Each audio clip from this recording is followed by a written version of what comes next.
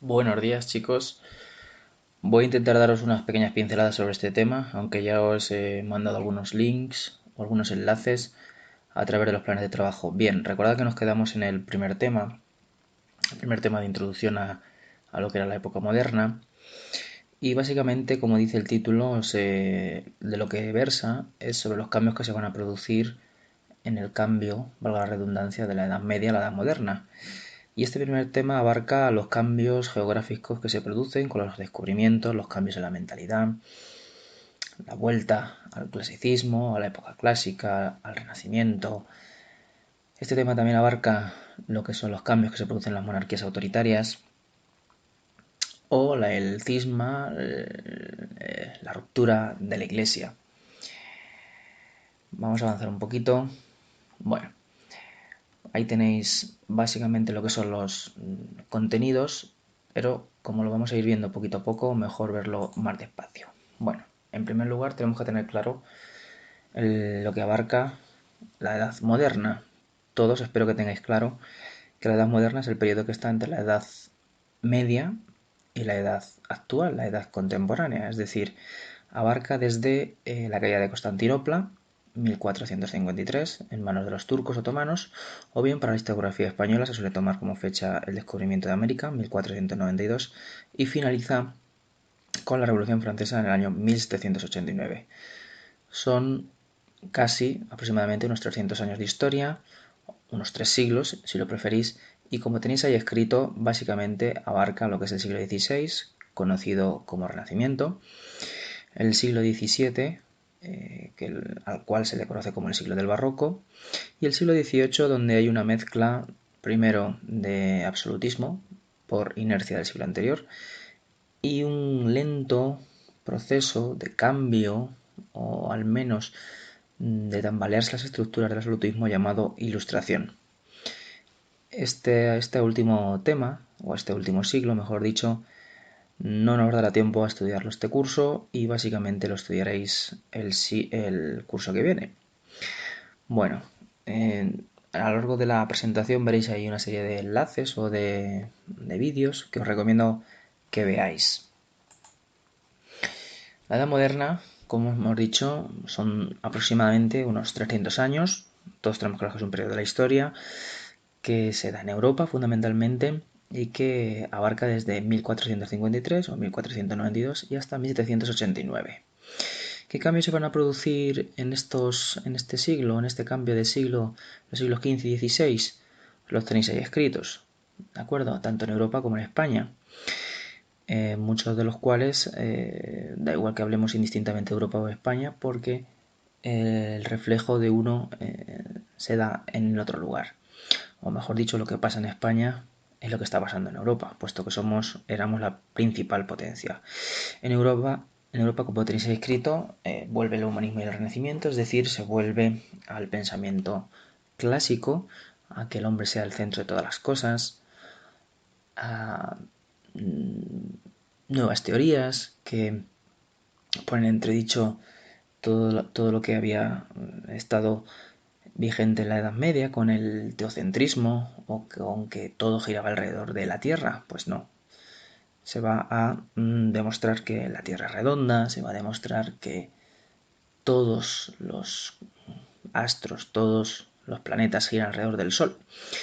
También veremos los instrumentos del Estado moderno, las monarquías autoritarias, cómo progresivamente se va profesionalizando el ejercicio de lo que es la monarquía, o del gobierno a través de las monarquías, la reforma religiosa, o lo que es lo mismo, la reforma, el cisma, como os decía antes, de la Iglesia Católica entre católicos y protestantes, aunque luego hay otras facciones, y los descubrimientos geográficos que para el caso que nos ocupa será uno de los hechos fundamentales de este periodo. El descubrimiento de América protagonizado por Colón y empresa, viaje, como lo queráis llamar, financiado por la corona castellana, en este caso por los reyes católicos. Bueno, en España, ¿qué es lo que va a ocurrir en los siglos XV y XVI? Pues bueno, tenemos a los reyes católicos como los primeros reyes modernos, por así decirlo, y luego el siglo XVI tenemos a su nieto, a Carlos I de España y V de Alemania, como el monarca más importante o con más poder del mundo, y su hijo también, Felipe II. El siglo XVI es el siglo de mayor esplendor de la corona española y por tanto de nuestro país, con los Austrias mayores, tanto con Carlos V como con Felipe II. El siglo XVII será un siglo de crisis en lo social, crisis en lo económico, crisis también para España, en el sentido que perderemos gran parte de lo que es nuestro poder, en detrimento de otra gran potencia que va a surgir, nuestra vecina del norte, en este caso los franceses. Será el siglo del absolutismo, será el siglo del barroco, y ese tema, el siglo XVII, lo veremos en posteriores clases. Y el siglo XVIII, ya lo he dicho también antes, el siglo de las luces, el siglo de la ilustración, se tambalea ese modelo absolutista de gobierno, de concentración del poder en manos de una sola persona. El siglo XVIII será el germen de lo que se va a llamar el despotismo ilustrado, que será aplicar las ideas de la razón a maneras o formas de gobierno absolutista, que como podéis entender, digamos que no casan demasiado bien.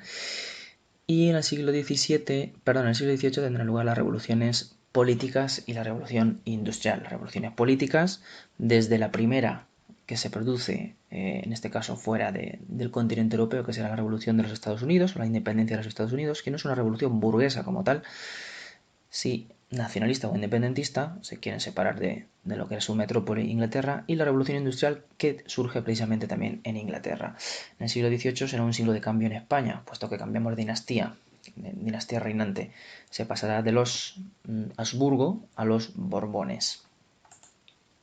Bueno, voy a ir un poquito más rápido, puesto que gran parte de estas cosas que tenéis aquí escritas ya las hemos visto. Los cambios que se producen, bueno, pues cae el Imperio Bizantino, uno de los turcos, nuevos descubrimientos geográficos, América, evidentemente, pugnaremos entre portugueses y castellanos, y el siglo XVI será la lucha de poder entre los diferentes reinos o estados europeos, surgiendo la monarquía hispana, o hispánica, mejor dicho, la monarquía de los Habsburgo, como la más importante de Europa y por tanto la más importante del mundo. El sistema feudal que arrastrábamos desde los siglos X y XI va a dar paso a un primer capitalismo, entre comillas, comercial. Es decir, la burguesía va a tener un importante peso. La burguesía, que los que disteis el año pasado segundo la ESO, lo estudiasteis como aquellos habitantes que se iban o se marchaban de las zonas rurales a las ciudades, de ahí reciben el nombre de burgueses, porque las ciudades se llamaban burgos, y que cambiaban de trabajo, pasaban si en el campo, en las zonas rurales o en los feudos se dedicaban al trabajo del campo, pues en las ciudades se dedicarán a otros trabajos, ya sea tejedores, ya sea orfebres, comerciantes, etc. Bueno, Martín Lutero será el principal reformador, o el rupturista, mejor dicho, de la Iglesia. Dentro de la Iglesia se separará entre católicos y protestantes, incluso habrá guerras de religión. ¿Qué es eso de las guerras de religión? Pues muchos príncipes alemanes, bajo la excusa, entre comillas, unos más que otros, en el sentido de que aprovecharán esas ideas o esa nueva manera de entender la religión de Martín Lutero, para intentar quitarse del poder o del control de lo que era Carlos V. Y en cuanto a la nueva mentalidad cultural, pues se vuelve a la antigüedad clásica, se vuelve a la razón, al hombre como centro de todas las cosas. Eso lo veremos en la última etapa, en la última parte de este tema, lo que es el arte y la cultura. Bueno, avanzamos. En cuanto al primer punto, los descubrimientos, pues vemos que hay unas causas y son un conjunto de políticas económicas, científicas, técnicas, religiosas e ideológicas. Bueno, causas las tenéis ahí escritas. Si alguna de estas causas las queréis ver más detenidamente, paráis el audio, paráis el vídeo y las leéis. Yo voy a ir un poquito más deprisa. Causas políticas, bueno, pues en el caso de las monarquías, la monarquía en este caso castellana, pues se ha terminado ya la reconquista contra los musulmanes, se han expulsado a los musulmanes de Granada, y parece que ese prestigio político hay que seguir construyéndolo. Se necesitaba además conseguir oro, plata, gloria personal. Va a haber muchos caballeros, iba a decir, muchos nobles, muchos infantes o hidalgos, lo que se conocía en aquella época, es decir, gentes con título, pero que no tiene en realidad mucha riqueza, que decidirá embarcarse en este tipo de proyectos. Causas económicas, bien, la caída de Constantinopla lo que produce es el cierre, por así decirlo, de la ruta de la seda. Tradicionalmente se comerciaba con Asia o con Extremo Oriente a través de una ruta terrestre que atravesaba lo que hoy es Turquía, Oriente Próximo, etcétera, hasta llegar a Extremo Oriente. Bien, al estar los turcos otomanos, pues esa vía se cierra, con lo cual existían dos posibilidades o dos visiones, la que tenían los portugueses, que era bordear, siempre estamos hablando marítima a nivel del mar, era bordear en lo que es el continente africano, porque también les interesaba mucho el oro de Sudán, que estaba al sur, pero ya aprovecharán y mediante esta ruta de cabotaje o rodeo del continente africano, pues también aprovecharían y comerciarían con Oriente, Extremo Oriente. Y luego estaba la empresa o la visión de los castellanos, más bien convencidos por Colón, que luego ya lo veremos un poquito más despacio cuando hablemos de los descubrimientos, que su idea era llegar a lo que se llamaba por aquel entonces las Indias Orientales, lo que hoy sería Extremo Oriente, para entendernos, navegando, pero en vez de hacia el este, hacia el oeste. Colón era un firme defensor y convencido de que la Tierra era redonda. Por aquel entonces tenéis que tener en cuenta que no había mucho convencimiento de que la Tierra fuese redonda, se pensaba que la Tierra era plana. Fijaos qué cosas. Lo que pasa es que Colón, los cálculos de Colón no eran del todo correctos, puesto que pensaba que el diámetro de la Tierra era más pequeño de lo que realmente es, o dicho de otra manera, que la Tierra era más pequeña, imaginaos el globo terráqueo, que fuese más pequeño de lo que realmente es.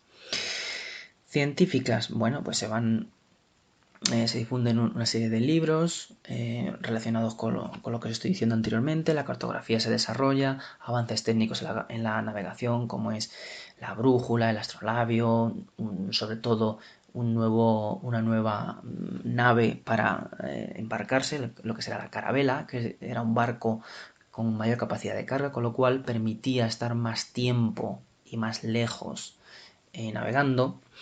Causas religiosas, bueno, este afán o este hecho de querer evangelizarlo todo por parte de la Iglesia también será otra excusa para embarcarse en estos retos. Y finalmente, causas o motivos ideológicos, la superioridad de la raza, en este caso europea, frente a las demás. Bien, ahora vais a ver una serie de diapositivas explicando todas las causas que hemos estado viendo. Ahí veis en un mapa cómo cae el Imperio Bizantino. Os recuerdo que el Imperio Bizantino era lo que hoy es Grecia y Turquía, reducido en último término hacia el año 1453 en lo que era la capital, Constantinopla, y cuando cae se queda cortado lo que era el comercio entre Oriente y Occidente, con lo cual, repito lo que os he dicho antes, los portugueses intentarán bordear el continente africano, mientras que los castellanos, en este caso, intentarán navegar hacia el oeste. Fijaos, aquí arriba tenéis cómo era la ruta terrestre y aquí las dos opciones que se plantean, la de los portugueses navegando, bordeando el continente africano y la de los castellanos encabezados por Colón navegar hacia el oeste. Ahora bien, jamás pensó Colón que se toparía con un nuevo continente. Aquí veis algunas de las imágenes que también tenéis en vuestro libro, como son la brújula, el astrolabio, los nuevos mapas y sobre todo la nueva nave, la carabela, que permitía pues más tripulación, más capacidad de carga, más bodega. Bien, como decía anteriormente, va a existir una especie de rivalidad entre portugueses y castellanos a ver qué reino, qué monarquía llegaba antes a determinados territorios. Bien, existía desde el siglo XV, existía en Portugal una tradición de buenos navegantes o marineros y esta rivalidad se va, entre comillas, a solucionar mediante un tratado que se firma con la corona castellana. Tenemos que tener en cuenta que en el año 1479 se tiene que afianzar el recién matrimonio de los reyes católicos, no les interesa una guerra entre portugueses y castellanos, con lo cual se firma el Tratado de Alcacobas o Alcazobas y se trazará una línea imaginaria para entendernos, que tenéis ahí justo aquí abajo, por lo cual hacia un lado será lo que se encuentren para los portugueses y hacia el otro para los castellanos. De ahí que Castilla, desde entonces, tengamos las Islas Canarias. Y Castilla acepta que Portugal explorase la costa africana al sur del Cabo Bojador. Este tratado de 1479 tendrá una nueva reedición, como luego ya veremos, en el año 1494, con el Tratado de Tordesillas.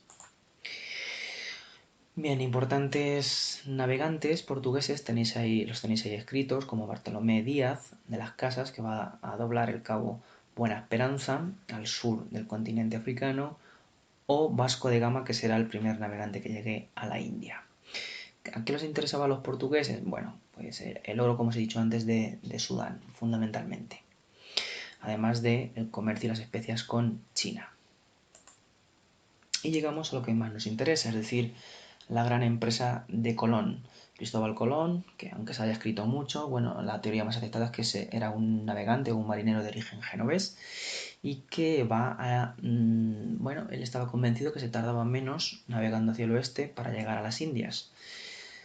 Su proyecto, su idea se la va a presentar primero a la monarquía portuguesa, que lo va a desechar, y después se lo presentará a los reyes católicos, que tampoco se lo van a poner fácil, porque lo que van a digamos, a dialogar o a establecer es que hasta que no se conquiste Granada, digamos que no le van a prestar atención a su proyecto.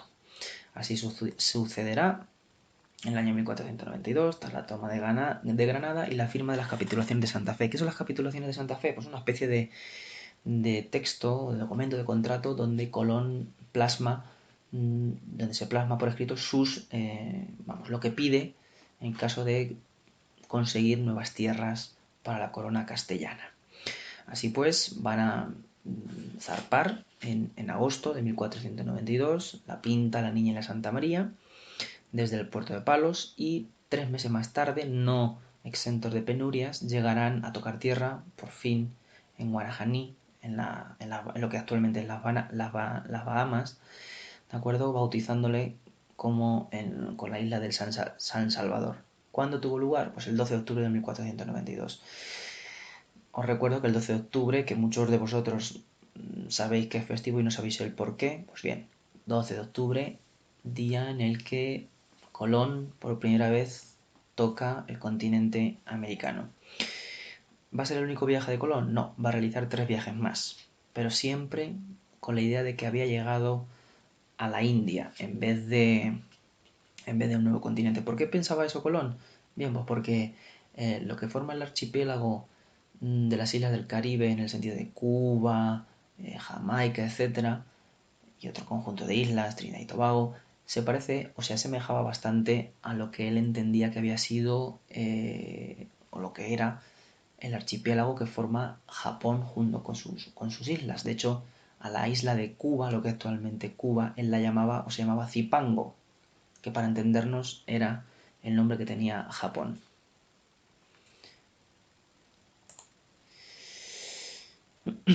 Morirá en el año 1506, pero, repito, pensando que había llegado a las Indias Orientales. Para nada, Colón sospechaba que había descubierto un nuevo continente.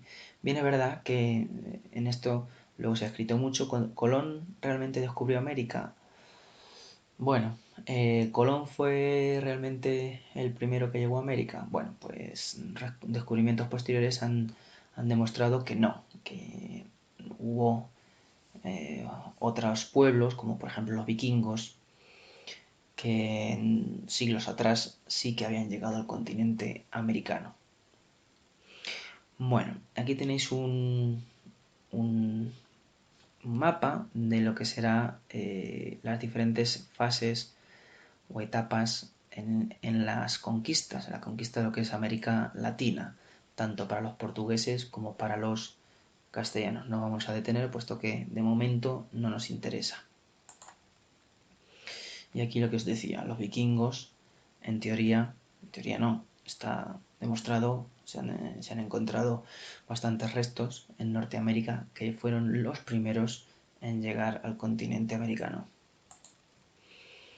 Bueno, sigo pasando estas diapositivas. Os decía hace unos minutos que el Tratado de Alcazobas se reeditará en el año 1494. Claro, cuando está esta fiebre en todo su esplendor de conquistas de nuevos territorios, pues las disputas entre portugueses y castellanos vuelven a resurgir, con lo cual se va a trazar de nuevo una línea imaginaria en el Tratado de Tordesillas. Ahí tenéis lo que costaba o en lo que se basaba. Dice, trazaba una línea, un meridiano. Ya sabéis que un meridiano es una línea que va de polo norte a polo sur a 370 leguas al oeste de las islas del Cabo Verde. Lo que se descubriese hacia un lado sería para los castellanos, hacia el oeste, y lo que se descubriese o donde se llegase hacia el este sería para los portugueses. De ahí que Portugal se quedase con lo que hoy es Brasil. Bueno, igual que hemos hablado antes de marineros o de navegantes portugueses, en España tenemos que resaltar la labor de, sobre todo, bueno, los tenéis ahí escritos, Vasco Núñez de Balboa, pero sobre todo Magallanes y Elcano, que van a ser los primeros que den la vuelta al mundo en barco, demostrando que realmente la Tierra era redonda.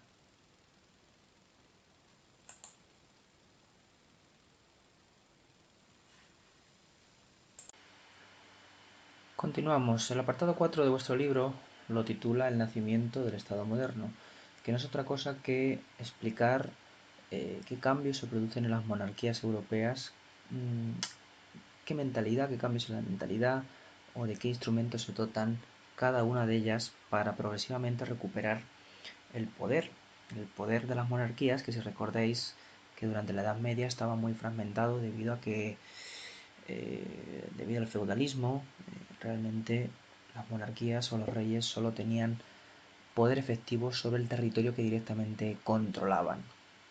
Con lo cual lo que van a ir intentando es recuperar ese poder que habían perdido durante la Edad Media. ¿Cómo? Pues apoyándose básicamente en préstamos que van a recibir por parte de la burguesía. De ahí que sea muy importante los cambios que también se van a producir a nivel económico y social, y a ese surgimiento o auge más que surgimiento de la burguesía, que no van a dejar de ser personas, grupo, que está dentro del tercer estado. Recordar aquello de los estamentos, que eran inamovibles, privilegiados y no privilegiados, no dejan de ser dentro o estar dentro de los no privilegiados, pero que consiguen riquezas que pueden prestar a los monarcas. Bien, ¿cuáles van a ser esos instrumentos que se van a dotar las principales monarquías, como la española con los reyes católicos, la portuguesa, los ingleses, los franceses? Pues los ítems que tenéis ahí, todos más o menos van a seguir estos mismos criterios o factores. Como por ejemplo, vamos a tomar el caso de imaginemos que los reyes católicos, como prototipo de Estado o de monarquía autoritaria o moderna. Y de unificación territorial. Bien, los reyes católicos consiguen o culminan lo que es la unidad bajo su corona al expulsar a los musulmanes de Granada, posteriormente con otras conquistas, como también la anexión de Navarra, etc. Controlar los poderes del Estado. Bien, se imponen a la alta nobleza. Antes la nobleza eran los que ocupaban los principales cargos. Lo que se va a tratar es de intentar profesionalizar lo que son los cargos importantes dentro de lo que es el reino o la corte, es decir, que haya una especie de funcionarios, entre comillas, reales. Mejora de la administración. Bien, se va a fijar una corte fija. Felipe II será el que lo haga en lo que es en la monarquía hispánica. Se fija la corte en una ciudad, que va a ser la capital. En el caso de Felipe II, pues evidentemente Madrid. Y, como os he dicho anteriormente, pues se crea todo lo que es ese aparato del Estado, la burocracia. Un ejército permanente. Bien, en la Edad Media los reyes dependían de los caballeros y de los nobles. Claro, cuando un rey declaraba la guerra a otra monarquía, pues dependía de la ayuda o el auxilio por aquello del vasallaje, etcétera, de los principales nobles y de sus caballeros. Los reyes del Estado moderno buscarán tener un ejército profesional, es decir, un ejército de mercenarios, que se les paga y ya está, y no dependen del noble de turno. Y finalmente dice organización de las relaciones internacionales. Hoy día lo llamaríamos la diplomacia. La diplomacia, establecer unas buenas relaciones, pactos, alianzas con determinados reinos. Y también, por ejemplo, está el caso de los reyes católicos que muy hábilmente la política matrimonial de sus hijos, que lo fueron casando con los principales herederos o herederas a los tronos europeos. Bien, aquí tenéis resumido en este esquema lo que vienen siendo los instrumentos, como os acabo de decir, o las características de las monarquías europeas. Territorio unificado, van a someter a la nobleza, un ejército mercenario permanente, leyes para todo el territorio iguales, justicia independiente. Bueno, habría que matizar. Una administración organizada y centralizada y en la labor de la diplomacia. Y tenéis ahí una serie de ejemplos. Y en cuanto al apartado siguiente, donde se habla de las transformaciones económicas y los cambios sociales, bueno, en cuanto a lo primero, al crecimiento demográfico, hay que decir que, bueno, durante los siglos XV y XVI, pues hay un aumento de población, debido a que se terminan las principales pestes o epidemias que existían, enfermedades de aquella época, existe una paz relativa, eso sí, al ser la tasa de natalidad muy alta y la tasa de mortalidad también muy alta, el crecimiento es muy lento de población. Y bueno, este aumento de población lo que va a ocasionar es más demanda de productos, hay que alimentar a más población.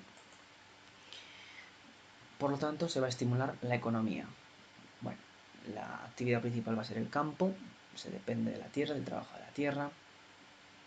La artesanía, todavía no existe la industria, lo que existirá se llamará el domestic system o trabajo a domicilio, y no es otro que el empresario le proporciona la materia prima al artesano, se la lleva a casa y luego cuando finaliza el producto lo recoge para su posterior venta. Es un sistema laborioso, caro y lento. El comercio, bueno, el comercio se expande gracias a los intercambios comerciales que van a surgir con los nuevos territorios, con los nuevos descubrimientos. El Atlántico va a adquirir más importancia que el Mediterráneo. Bueno, y como os dije al principio del tema, bueno, surge el sistema económico conocido como el capitalismo y que a día de hoy también está vigente, pero capitalismo basado en el comercio. Dice ahí, aparecen los primeros bancos, aumenta la circulación de moneda, se simplifican las operaciones mercantiles y bancarias, se fundan las primeras sociedades mercantiles, etc. Esto en cuanto a la demografía y economía, es decir, crece la población y hay cambios económicos. En cuanto a la sociedad, y voy avanzando un poquito más, en cuanto a la sociedad, pues cambia muy poco la sociedad que se arrastraba de la Edad Media a la Edad Moderna. Ahora, con un cambio sustancial dentro del tercer estado, que ya lo he nombrado. Os lo repito, va a seguir estando vigente la sociedad estamental, privilegiados y no privilegiados. Los no privilegiados son una minoría, que son la nobleza y el clero, que tienen privilegios de no pagar impuestos, ocupaban los cargos de responsabilidad, etc. Y luego estaban los no privilegiados, que eran la gran mayoría.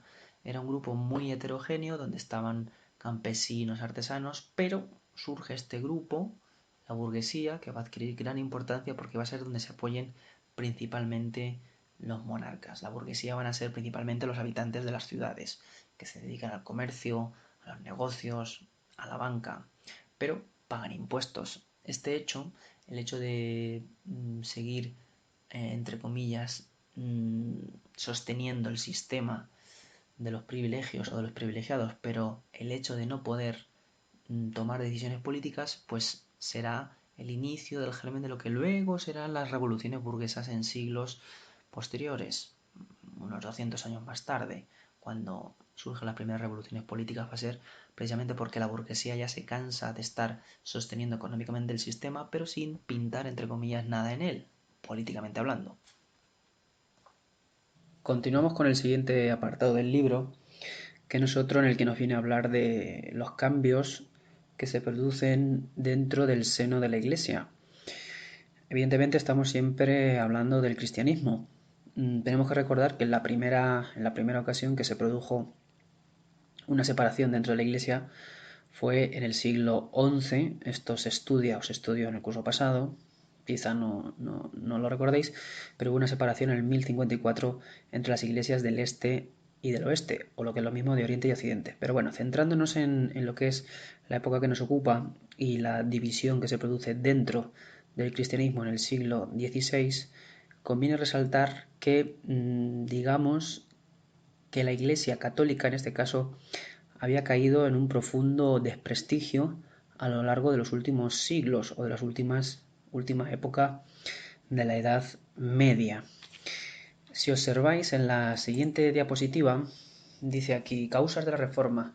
Tenemos diferentes motivos, diferentes causas por las cuales se defendía una especie de depuración, resurgimiento dentro de la Iglesia.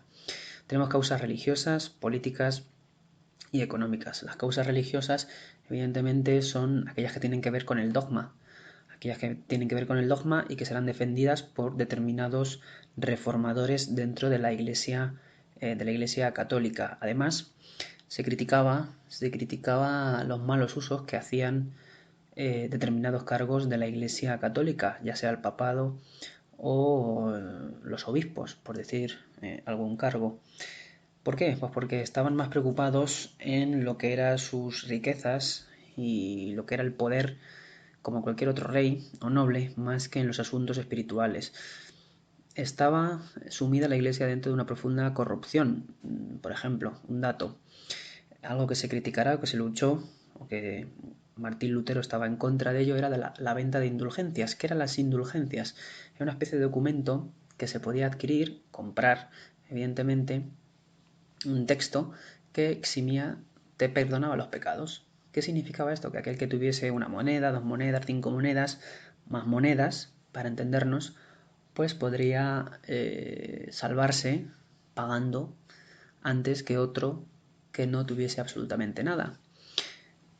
Fijaos qué barbaridad o qué disparate. Pues bien, esa venta de indulgencias, que será muy criticada por Martín Lutero, sobre todo cuando viaje a Roma, pues es uno de los detonantes de la separación o de la promulgación de las tesis de Lutero, como luego veremos o como luego os haré mención. Pero bueno, también tenéis ahí causas políticas, os lo he apuntado anteriormente a lo largo de este tema. Determinadas zonas de Europa, sobre todo lo que es Centro Europa, aquellos principados o ducados o marquesados, donde digamos que no se estaba muy de acuerdo con el poder de la hegemonía de los Habsburgo, la monarquía hispánica, pues era una especie de vía de escape para poder poner trabas a ese control. Aunque también será un motivo de la religión, de disputas entre el propio papado y los diferentes reyes o reinos que estaban en la Edad Moderna. Y bueno, la tercera causa dice hay causas económicas. Dice las grandes posesiones de la Iglesia, fuentes de recelo de los nobles y de las clases populares. Está en relación con la anterior, es decir, la Iglesia era una de las principales potencias como tal de aquella época. Y ahí tenéis una serie de conceptos, nepotismo, nicolaísmo y simonía, que básicamente son malos usos que se hacían dentro de la Iglesia católica, dentro de los cargos de la Iglesia católica.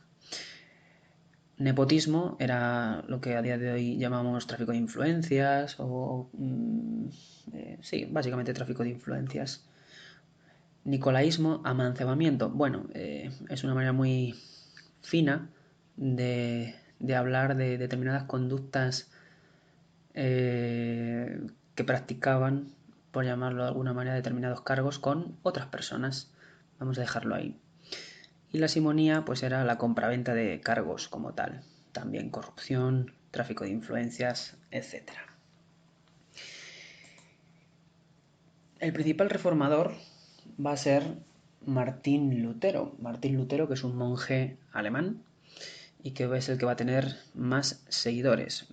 La reforma se va a conocer con su nombre, Reforma Luterana, y será la más seguida, como digo, de todas las que las que os voy a nombrar a continuación, puesto que en muchos casos son, eh, digamos, corrientes que surgen a partir del luteranismo o protestantismo. Por ejemplo, Calvino o Zwinglio con el calvinismo también tienen mucho que ver con Lutero o con el luteranismo. Al fin y al cabo, a todos se consideran protestantes. En el caso de, me salto el siguiente, anabatistas, para simplemente nombrar el último que viene ahí, Enrique VIII, que más que una disputa dogmática, el hecho de que Enrique VIII se quisiese separar de la Iglesia católica o fundar el anglicanismo no se debe, o una de las causas principales se debe a que este rey se quería divorciar de su mujer, pero el Papa no se lo concedía, con lo cual estaba casado con Catalina de Aragón y claro, el papado no le iba a conceder este hecho, puesto que sería un hecho bastante feo para la monarquía hispánica, con lo cual decide separarse. El anglicanismo, como digo, surge en un primer momento como una escisión dentro de la iglesia, pero por motivos, como veis, bastante cotidianos, y luego abrazará o adoptará gran parte de la doctrina luterana. Hablando de este monje inicialmente que os he dicho, Martín Lutero, ahí tenéis una breve reseña.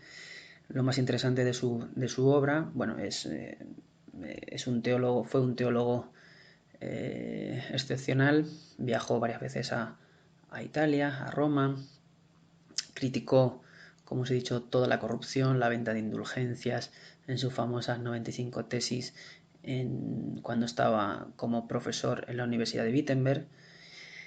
Bueno, y finalmente será excomulgado, puesto que será llamado varias veces a retractarse, es decir, a desdecirse de sus afirmaciones, pero no lo hará. ¿Por qué? Pues porque contará con la protección de los príncipes alemanes protestantes, por lo que os he dicho anteriormente. Era un motivo el hecho de pasarse al protestantismo para, digamos, buscarle las cosquillas al emperador Carlos V, al emperador español Carlos V. Y ahí tenéis una serie de afirmaciones que realizaba Martín Lutero que se alejaban de lo que era la doctrina católica. Como por ejemplo que decía, la doctrina se basa en la justificación por la fe y la libre interpretación de la Biblia. ¿Qué significa eso? Que no importa que tú seas bueno, malo, regular o que realices buenas o malas obras. Si tú tienes fe, te salvarás. Rechaza la infalibilidad del Papa. Bueno, debéis saber que para los católicos todo lo que dice el Papa, nunca mejor dicho, va a misa. Es decir, nunca se equivoca. Bueno, pues Martín Lutero lo pone entredicho. Los sacramentos, aquellos que seáis o que vayáis mucho a misa o que conozcáis los sacramentos, son más de los que vienen ahí señalados, ¿verdad? Bien, pues para Martín Lutero señala solamente dos sacramentos como los reconocidos, el bautismo, por el cual se entra a formar parte de lo que es la iglesia, y la Eucaristía, que no es otro que cuando tomas el cuerpo de Cristo.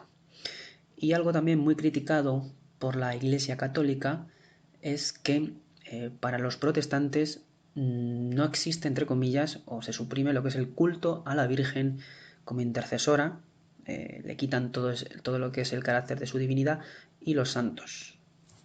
Como veis, se alejan bastante de lo que es algunas de las afirmaciones de la Iglesia Católica. La Iglesia Católica, luego lo veremos más adelante, ¿se va a quedar de manos cruzadas? No, luego llevará a cabo su propio proceso de contrarreforma católica, que en esencia será reafirmación de una serie de dogmas que había puesto en entredicho el protestantismo, Martín Lutero, y la celebración de un concilio, que no es otra cosa que un gran encuentro entre los principales cargos eclesiásticos del mundo, el concilio de Trento, entre los años 1545 y 1563, para depurar un poquito lo que era la vida de los papas, de los obispos y organizar la estructura de la Iglesia Católica. Bueno, aquí tenéis más desarrollado lo que sería la teoría de Martín Lutero. Yo os recomiendo que veáis, hay varios clips, varios vídeos en YouTube de una película que se llama tal cual, Lutero, que es de hace unos años, y donde se ve bastante bien parte de la doctrina, parte de lo que critica este monje alemán. Si estuviésemos en clase, os pondría los clips en clase, o la propia película. La película dura bastante, pero os recomiendo que la veáis puesto que está en internet. Hemos hablado también de Juan Calvino o de Enrique VIII. Juan Calvino, que su radio de predicación va a ser Suiza, básicamente, Centro Europa, Suiza, los Países Bajos, Bélgica, y lo fundamental que defiende Juan Calvino, o que se pueda diferenciar de los protestantes luteranos, lo tenéis ahí escrito en negrita, la predestinación. ¿Qué significa eso? Que uno cuando nace ya está su alma predestinada a salvarse o a condenarse. No hay más. Con lo cual, pues las obras, buenas o malas, tampoco tienen relevancia. Y como os he dicho, el anglicanismo con Enrique VIII en Inglaterra surge a raíz del rechazo del papado a el divorcio, su divorcio con Catalina de Aragón. ¿Por qué? Porque él quería casarse con Ana Bolena. ¿Qué es lo que va a hacer? Pues separarse, negar la autoridad del papado sobre la iglesia anglicana, con lo cual se separa, se divorciará de Catalina de Aragón y se casará con Ana Bolena. Ahora, que tampoco le durará mucho el matrimonio con Ana Bolena, ni tampoco tendrá muchas alegrías, puesto que a Ana Bolena termina guillotinada, cortándole la cabeza. Se buscó después otra mujer. Bien, ahí tenéis el nuevo mapa religioso de Europa a raíz de estas disputas o surgimiento de estas nuevas corrientes dentro del cristianismo, y como veis en lo que es Centro Europa va a tener bastante éxito. ¿Cuáles son los países más fieles que se van a mantener al catolicismo? Pues evidentemente nosotros vamos a ser el faro, vamos a ser los guardianes de la ortodoxia, como se suele decir, del catolicismo, junto con franceses, italianos y parte de Polonia. Y luego, como veis ahí, una gran parte de Centro Europa será o abrazará lo que son las ideas de los luteranos. Muchas veces habrá persecuciones en los países católicos hacia los protestantes, o a la inversa. Va a haber varias guerras de religión, conflictos armados. De hecho, el propio Carlos V tuvo que soportar durante su reinado varias de estas guerras o enfrentamientos hasta que se firmó una paz a mediados del siglo XVI, que no viene a ser otra cosa que reconocer la existencia de los protestantes y reconocer de facto la separación de determinados territorios o la autonomía de determinados territorios de Centro Europa con respecto a la hegemonía de la dinastía de los Habsburgo.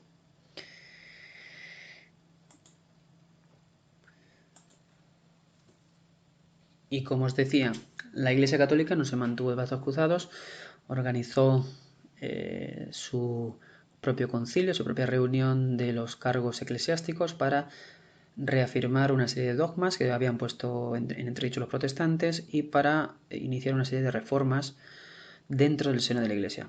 Ahí tenéis bastante bien resumido lo que consistió el Concilio de Trento. Fue la respuesta de la Iglesia Católica a la Reforma Protestante. Se reafirmó, en este caso, se afirmó la Biblia, la Vulgata. ¿Qué es la Vulgata?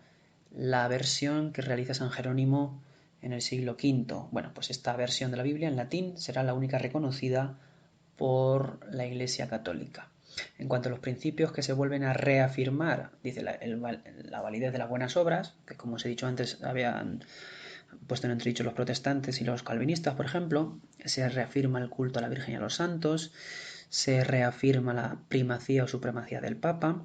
Tenéis que saber que dentro de los protestantes no hay cargos, no hay jerarquía eclesiástica como tal, ¿de acuerdo? De ahí que sea importante para los católicos en aquel momento ensalzar la figura del papado y la validez de todos los sacramentos. En cuanto a reforma, se vuelve a abrir, reformar, retomar, como queráis, el Tribunal de la Inquisición, y se van a crear una serie de órdenes religiosas, sobre todo estas dos que tenéis aquí, la de los jesuitas con San Ignacio de Loyola y la de los carmelitas de Santa Teresa de Jesús. Por ejemplo, los carmelitas, uno de los votos fundamentales es la pobreza. y la labor fundamental de los jesuitas sobre todo va a ser la educación.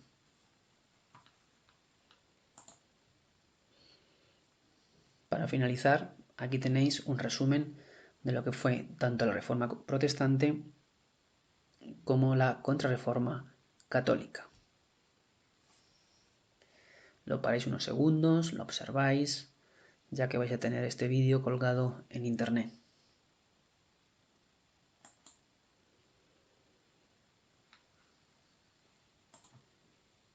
Y para finalizar esta primera parte del tema, solo nos queda ver el apartado 7, donde se hace referencia a esta nueva visión corriente, como que lo queréis llamar, del ser humano, en este caso el humanismo, que el humanismo no es otra cosa, como tenéis ahí, dice, es un movimiento intelectual que supone un cambio de mentalidad respecto a la Edad Media. ¿Qué supone eso? Ya lo he dicho a lo largo de todo lo que es el vídeo o la locución. Venimos de un mundo medieval donde el centro de todo es Dios, donde se cree que la Tierra es plana, donde se cree que todo, cuando me refiero a todo, los planetas o los astros giran alrededor de la Tierra. Pues todo eso se pone en entredicho, ¿de acuerdo? Y se cambia, se vuelve, se redescubre los valores de la antigüedad clásica. Es decir, el hombre como centro de todas las cosas, la razón, el pensamiento para llegar al conocimiento, se demostrará que la Tierra es redonda, se demostrará que son todos los planetas los que giramos y los astros alrededor del astro principal, que es el Sol, etc. Además, se va a difundir lo que es el conocimiento a partir de la invención de la imprenta a mediados del siglo XV por Gutenberg en Alemania. Tenemos que tener en cuenta que durante la Edad Media todo el conocimiento o solo el conocimiento estaba en manos de unas pocas manos. ¿Quiénes? Los que sabían leer y escribir. ¿Quiénes eran? Los monjes. ¿Dónde escribían? En los monasterios. Con lo cual podéis pensar que la capacidad de producción de las obras literarias científicas, si podemos utilizar el término científico, eran escasas o escasos. Pues a partir de ahora el conocimiento se expande, se extiende. Ahora, como digo, venimos de un mundo, de una edad media, donde los valores son unos, por así decirlo, y se pasa de la noche a la mañana o se cambia de blanco a negro al humanismo, o realmente el humanismo es la antítesis de lo anterior. Pues no, realmente el humanismo es conjugar el cristianismo con los valores de la antigüedad clásica. No deja de tener importancia la religión. Lo que ocurre es que se hace una religión, una forma de ver la religión más humana, más cercana al ser humano, menos mística. Bien, dentro de solamente os nombro una serie de personajes que los tenéis ahí resaltados en negrita, dentro de lo que es en los campos literario, filosófico, religioso, científico, hubo importantísimos personajes, pero por ejemplo, ahí tenéis señalado en el primer apartado Nicolás Maquiavelo. Maquiavelo tiene importantes tratados sobre la forma de gobernar. Estoy seguro que habéis escuchado la expresión maquiavélico o maquiavélica, y es aquella expresión que se basa en el fin justifica los medios, es decir, da igual cómo lo consigas, el caso es que consigas tu objetivo, independientemente de si para ello pues has tenido, imaginaos que, os voy a poner un ejemplo, imaginaos que queréis aprobar la asignatura de geografía e historia. Bueno, pues si el fin justifica los medios, el fin, el hecho de aprobar, justifica los medios. ¿A través de qué? Pues da igual si habéis copiado, da igual si no, para Maquiavelo, según estos principios, da igual si os lo han chivado, si habéis hecho el cambiazo, si cuando hagáis este examen en casa tranquilamente sois honestos o no, y en vez de hacerlo con el libro estáis respondiendo tranquilamente a las preguntas y habéis estudiado. Bueno, os imagináis lo que os quiero decir. En el ámbito religioso, ahí tenéis dos personajes, Erasmo de Rotterdam y Tomás Moro. Erasmo de Rotterdam, holandés, o bueno, centroeuropeo, con su obra principal Elogio a la locura, y Tomás Moro, un inglés, donde en su obra principal Utopía, pues básicamente lo que se hace es una descripción del mundo ideal, como su propio nombre indica, utopía, utópico. Y en la parte científica, ya en el siglo XVII, se realizan numerosos avances en geografía, en astronomía, en medicina, en numerosos campos. Bien, ahí tenéis resaltados por ejemplo, a Nicolás Copérnico, con su teoría heliocentrista o heliocentrismo. Tenéis que saber que todos los descubrimientos científicos van a tener una dura oposición por parte de la Iglesia Católica, y más aún cuando ponían entredicho algunas de sus afirmaciones. Se me ocurre, por ejemplo, nombraros, aunque aquí no aparezca en este PowerPoint, un español, Miguel Servet, que descubrió la circulación pulmonar, algo tan sencillo como es la circulación de la sangre a través de los pulmones y lo que es el oxígeno. Estuvo varias veces llamado a retractarse por parte de la Iglesia Católica, a pensar que lo que son las autopsias no estaban permitidas. Imaginaos para la Iglesia lo que podría ser la disección de un cadáver, poco menos que una blasfemia o una herejía. Bueno, y en literatura ahí tenéis una serie de personajes numerosísimos. Bien, os podría, bueno, ahí aparecerán 8 o 10, solo os voy a nombrar un par de ellos, puesto que para nosotros son bastante importantes. Depende si hablamos de novela, si hablamos de poesía o de otros géneros, pero bueno, a finales del siglo XVI y sobre todo a principios del siglo XVII habrá una gran obra que tiene dos partes, ¿verdad? Que es la obra más vendida y leída en castellano, que no es otra que ¿cuál? Don Quijote de la Mancha, ¿verdad? De Don Miguel de Cervantes. O también, por nombraros otros autores, otro tipo de escritura o de literatura, tenemos la literatura ascética de San Juan de la Cruz. En fin, numerosos artistas, numerosos literatos.